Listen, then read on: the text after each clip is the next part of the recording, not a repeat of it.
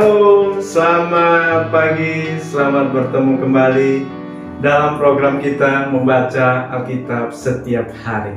Pagi hari ini kita masuk dalam episode 7 November. Saya terus mengajak kita Bapak dan Ibu, mari kita ikuti terus jadwal pembacaan Alkitab kita. Mari kita membaca Alkitab secara teratur. Mari kita jadikan Alkitab kita ini menjadi bacaan harian yang memberkati hari-hari kita. Sebelum kita lanjutkan, mari kita berdoa bersama. Bapak yang baik, terima kasih untuk pagi hari ini, hari yang baru bagi kami. Terima kasih buat pertolongan Tuhan sepanjang malam dalam istirahat kami. Pagi hari ini kami mau melangkahkan kaki kami, kiranya kami dalam tuntunan firman-Mu, kami ada dalam persekutuan dengan Roh Tuhan. Di dalam Yesus Kristus kami berdoa, haleluya, amin. Tema firman Tuhan pagi hari ini buat kita, firman Allah hidup dan kuat dan tajam. Firman Allah hidup dan kuat dan tajam. Saya bacakan dari Ibrani pasal yang keempat ayat 12 sampai ayat yang ke-13. Sebab firman Allah hidup dan kuat dan lebih tajam daripada pedang bermata dua manapun. Ia menusuk amat dalam sampai memisahkan jiwa dan roh, sendi-sendi dan sumsum. Ia sanggup membedakan pertimbangan dan pikiran hati kita. Dan tidak ada suatu makhluk pun yang tersembunyi di hadapannya, sebab segala sesuatu telanjang dan terbuka di depan mata Dia, yang kepadanya kita harus memberi pertanggungan jawab. Firman Allah hidup dan kuat dan tajam. Firman Allah hidup. Yohanes 1 ayat yang pertama dikatakan pada mulanya adalah firman. Firman itu bersama-sama dengan Allah dan firman itu adalah Allah. Firman itu hidup bukan saja karena bersama-sama dengan Allah, bahkan firman itu adalah Allah sendiri. Yohanes 1 ayat yang ke-14a mengatakan firman itu telah menjadi manusia dan diam di antara kita. Ketika firman Allah diam dalam hidup kita, maka kita akan menjadi hidup yang berbeda dengan dunia ini. Amin. Iya. Kita menjadi orang yang berbeda dengan dunia ini. Cara hidup kita menjadi cara hidup yang berbeda.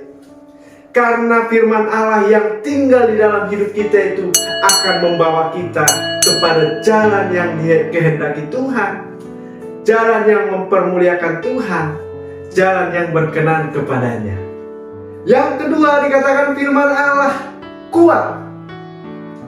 Mazmur pasal yang ke-119 ayat 114 mengatakan, Engkaulah persembunyianku dan perisaiku. Aku berharap kepada firman-Mu. Aku berharap kepada firman-Mu.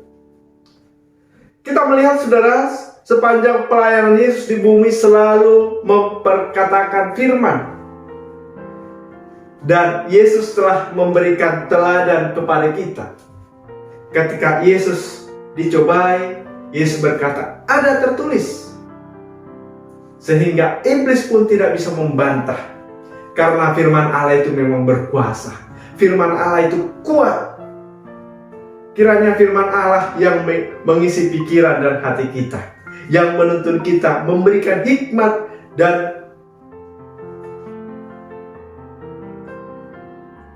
yang menuntun kita, ya, memberikan hikmat dan yang menuntun kita di dalam kita mengambil segala keputusan, di dalam kita bertindak.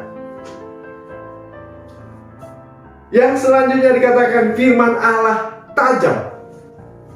Iya, firman Allah bagaikan pedang yang menusuk sampai ke dalam hati sanubari kita, untuk mengetahui apakah pikiran kita, apakah motivasi kita rohani atau tidak. Firman Allah ini bagaikan pedang bermata dua, bahkan lebih tajam daripada pedang bermata dua.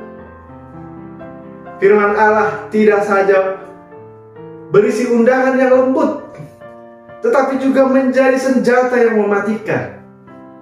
Maka itu saudara, setiap orang yang mengaku Kristen, setiap orang yang mengaku pengikut Kristus harus punya respon yang benar terhadap Injil. Harus punya respon yang benar terhadap Injil. Firman Allah sanggup menyelamatkan hidup kita.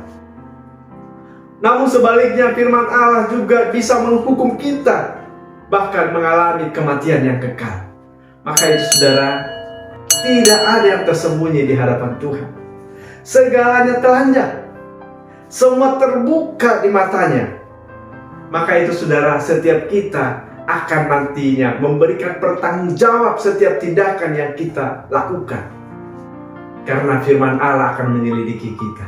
Maka itu saudara, mari kita merespon firman Allah dengan benar, merespon firman Allah dengan takut dan gentar.